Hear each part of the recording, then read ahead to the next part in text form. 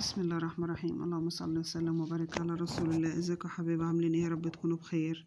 النهارده معانا ايه؟ معانا حاجه حلوه بمناسبه ان احنا خلاص بقى شهر رمضان داخل علينا، فنبتدي نتعلم شويه، نعمل حاجات حلوه نتعلم فيهم ان شاء الله تطلع معانا كويسه وحلوه كده.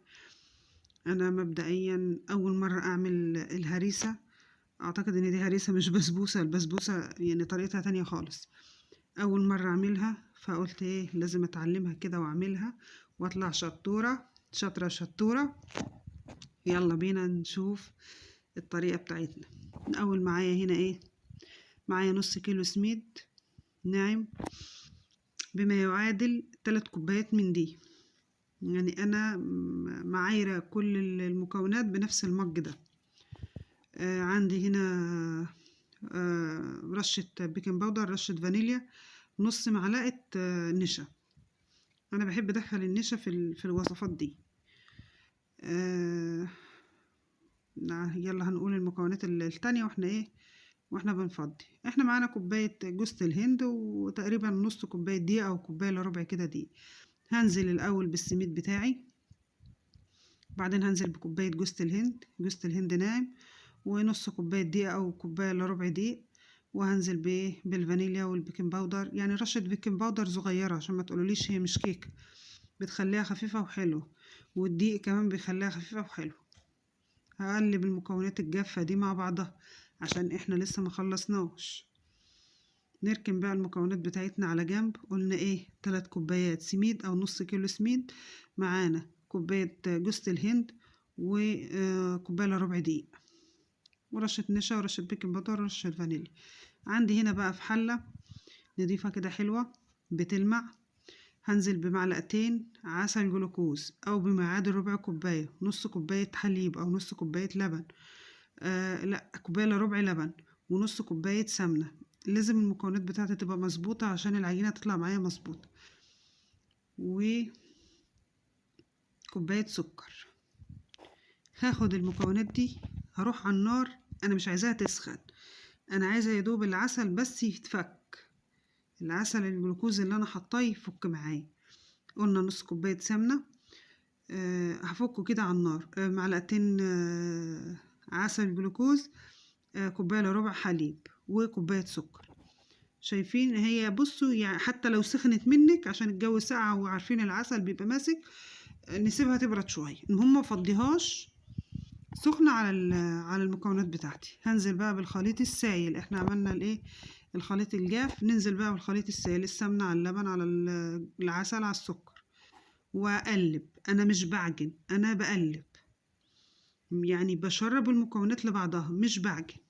حتى انا شغاله بالمعلقه اهو، بقلب بس، يعني انا بشرب، ما تعجنيش، بشرب المكونات كده لبعضها بس. والله يا جماعه طريقتها سهله، انا كنت مستثقلاها وفاكره ان هي صعبه. فابو حبيبه قعد يزن عليا، اعمل لنا هريسه اعمل لنا هريسه، قلت له يلا بينا.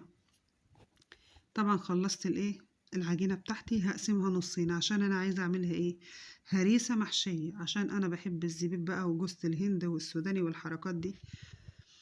ربنا يخلينا الحاج بقى، هو اللي بيجيب لنا الحاجات دي في رمضان، ابويا طبعا.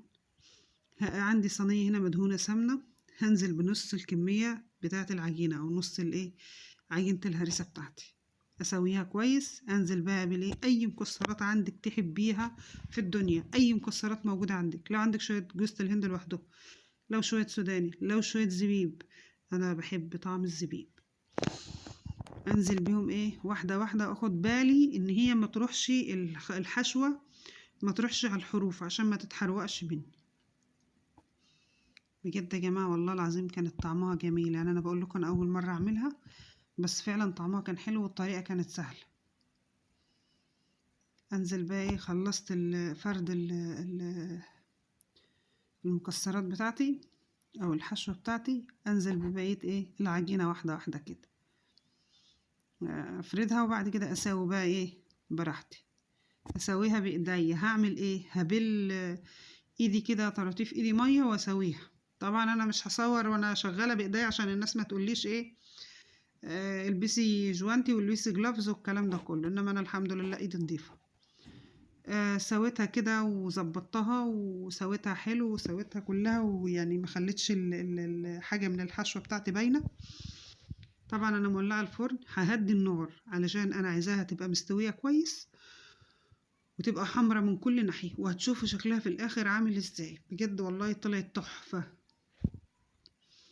طبعا ايه، دخلناها الفرن، نيجي نعمل ايه الشربات بتاعنا. كوباية ونص سكر، كوبايتين مية، ولا ليمون ولا عسل جلوكوز تاني ولا حاجة. اهو كوباية ونص سكر، كوبايتين مية. فين بقى لما تقرب تستوي؟ علشان انا عايزة احط العسل سخن والهريسة تبقى سخنة. ممكن مثلا اعمله واركنه وارجع اسخنه ايه قبل ما اطلع الهريسة ب10 دقايق، بحيث ان ده يبقى سخن وده يبقى سخن. طبعا انا هنا بقى حبيت اوريكم، انا هنا مهديه لها النار، شايفين بدأت تاخد لون من الجناب، بس انا عايزاها تبقى مستوية وحلوة فمش هستعجل عليها. طبعا هنا بعد ما خلصناها عندي الشربات بتاعي سخن والهريسة سخنة، يعني بصوا شايفين. وحط كمية الشربات كلها هتشربها. يعني كانت واقفة حبيبة بتقولي ده كتير، قلت لها اسكتي يا حبيبة، هي الطريقة كده. فطبعا يعني البني ادم مش مولود متعلم، احنا لازم يعني طول ما احنا عايشين واحنا بنتعلم. والله بجد يا جماعة اول مرة اعملها وطلعت جميلة بصراحة. هنزل الشربات كله، مش هسيب منه ولا فتفوتة. هغطيها وهسيبها ايه ساعتين كده ولا حاجة. بس طبعا للأمانة احنا ما سبناهاش ساعتين، احنا سبناها تقريبا نص ساعة. لان شايفين بقى جنبي هنا بقى في شايفين شربت الشربات بتاعها كله.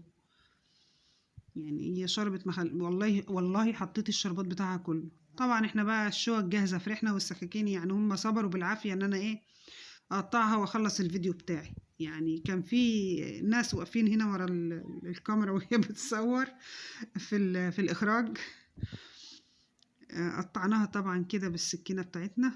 شايفين بقى الجمال، والله العظيم كانت تحفة.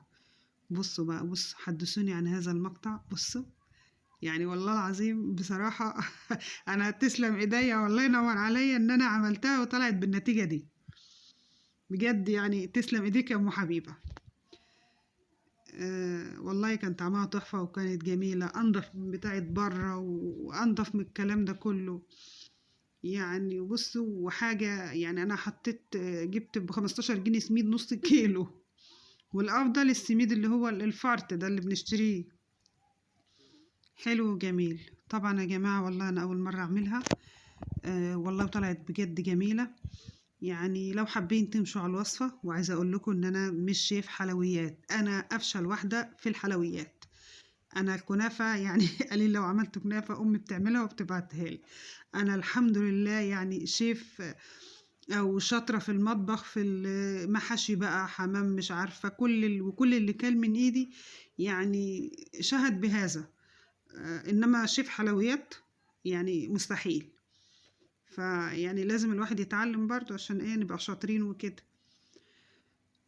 كل سنة وانتم طيبين يا رب. التجربة بتاعتنا والوصفة بتاعتنا تكون عجبتكم. لاجل عيون ابو حبيبة لازم اتعلم كل حاجة.